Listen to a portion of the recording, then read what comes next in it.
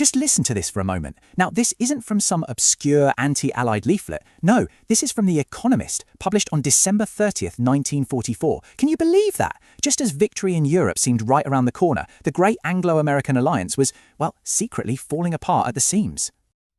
So today, we're travelling back to 1945, but we're doing it in a very specific way. We're leaving all our hindsight at the door. We're going to experience this incredible year as it actually happened, through the eyes of journalists who were right there on the ground. And what they saw, what they wrote about, wasn't some simple story of triumph. It was a year of victory, absolutely, but one that was just riddled with profound anxiety. We've broken this down into 4 parts. First, we'll look at the deep cracks that were forming in the Allied coalition. Then, we'll witness the final violent collapse of the Third Reich. After that, we'll walk through the ruins of a defeated Germany. And finally, we'll watch as the victors try to build a new world, even as they were already starting to drift apart themselves. Right, so let's get into it. The year 1945 did not open with some big confident celebration. Far from it. It actually began with frustration, a stalemate on the battlefield, and a surprising amount of bickering behind the scenes. That quote we started with, it came from this very issue. The editors said there was a need for some very plain speaking to act as a safety valve. The relationship wasn't just a bit strained, it was hitting a breaking point over what to do in Greece, in Poland, and a dozen other simmering arguments. I mean, the sheer range of complaints was just staggering. You had American critics accusing Britain of being everything at once, too tough on Russia, then too soft, of not pulling their weight in the fight while somehow also stealing a commercial advantage. And the British, well, they were just sick and tired of what they saw as American hypocrisy, coming from a country that, in their view, sat on the sidelines during the most desperate days of the war. Trust was wearing incredibly thin. And all this political gloominess, it was perfectly mirrored on the battlefield. The new year kicked off not with a final glorious charge, but with a real sense of disappointment. You see, after the breakout from Normandy, pretty much everyone hoped the war would be over by Christmas 44, but the advance just stalled. The German army, which had looked like it was about to completely collapse, had somehow managed to stabilise the front and even launch a huge counterattack in the Ardennes. The Allies were well and truly stuck. And The Economist made this absolutely crucial point. The Allies were actually accidentally helping the enemy. Their political squabbling gave the Nazis hope that the whole coalition might just fall apart. And because the Allies hadn't laid out any clear peace terms, it let Goebbels convince the German people that surrender meant total annihilation. It gave them the most compelling reason to fight on, just to survive. But then, in the spring, everything changed. The deadlock didn't just break, it was utterly shattered in one of the fastest, most violent military collapses in all of history. The speed of it all was just breathtaking. I mean, look at this. On March 7th, the first Allied troops get across the Rhine. By the beginning of April, Allied tanks are just pouring across the German plains. And by the first week of May, it was all over. An entire nation had been overrun in less than 2 months. And the crossing of the Rhine, that was the moment. That was the game changer. It was Germany's last great natural defence. Once the Allies were across, the German military machine just disintegrated. There was nothing left to stop the tide. As May began, the end of the regime was brutally, horribly clear. Mussolini had been executed by partisans, and Hitler, according to reports out of Hamburg, was dead.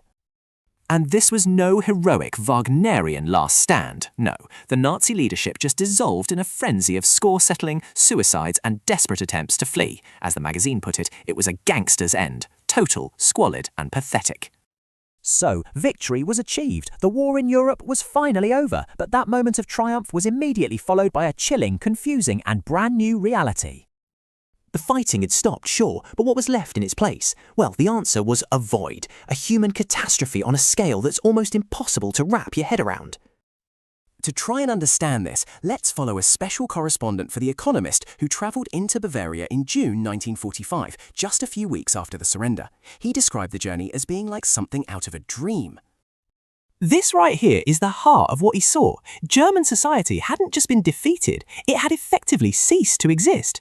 The entire nation had dissolved into millions of isolated individuals, each one just consumed by their own private fears and worries. There was no Germany left, only Germans.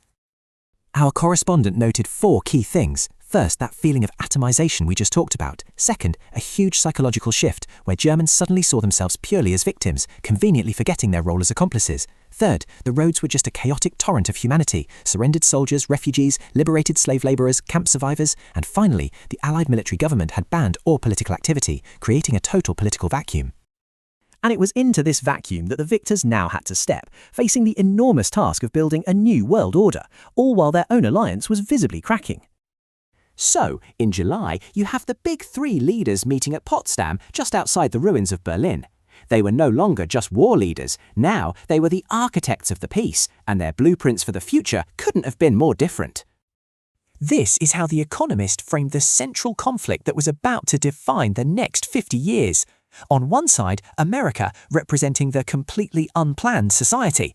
On the other, the Soviet Union, the completely planned. Two fundamentally opposed ideas about how the world should work, now staring each other down over the corpse of Europe. And then, right in the middle of the Potsdam Conference, a political bombshell drops.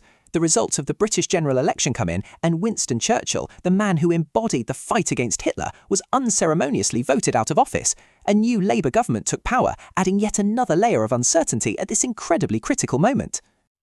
Then, just 2 weeks later, a new and terrible force entered the world stage.